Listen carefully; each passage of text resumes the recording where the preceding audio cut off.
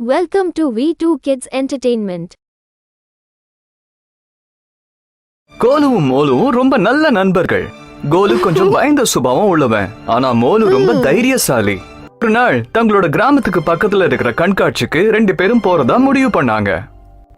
Mole, அந்த கிராமத்தை அடையறதுக்கு காட்ட கடந்தாகணும்ல, உனக்கு பயமா இல்லையா அப்படின்னு மோலுவ கேட்டான். ஏய் கோலு, பயப்படாத, ஒண்ணும் ஆகாது. காட்டுல இருக்கிற எல்லா விலங்குகளும் என்னோட நண்பர்கள் தான். தைரியமா என் கூட வா. சீக்கிரமே அவங்க காட்ட அடைஞ்சாங்க. மோலு கூடவே வந்தாலும் அவனுக்கு அந்த காட்டுல ரொம்ப பயமா இருந்துச்சு. காட்டோட இருண்ட பகுதியும் அந்த சத்தமா அவனை பயமுறுத்துச்சு. மோலு பாட்டு பாடி ஏதேதோ பேசி அவனை உற்சாகப்படுத்திக்கிட்டே போனான். அப்ப கொஞ்ச நேரத்துல பயங்கரமான கர்ஜன சத்தம் பின்னாடி கேட்டுச்சு. அப்ப தைரியமான மோலு கூட பயந்து நடுங்குறான். என்ன சத்தம் அது அப்படின்னு கோலு கேட்டான். கரடி. பக்கத்துல இருந்த ஒரு மரத்தை கூர்ந்து கவனிச்சா. உடனடியா அவங்க மரத்தை நோக்கி ஓடினா. அந்த மரத்தை பிடிச்சு அப்படியே மேல ஏற ஆரம்பிச்சா. அப்ப கோலுக்கு என்ன செய்யறதுன்னு புரியலையா.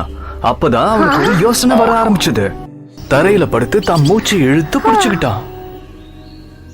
அப்ப அங்க வந்த கரடி அவன் பக்கத்துல வந்து அவனை முகர்ந்து பார்த்துச்சு. அவன் இறந்து போயிட்டதா நினைச்சது.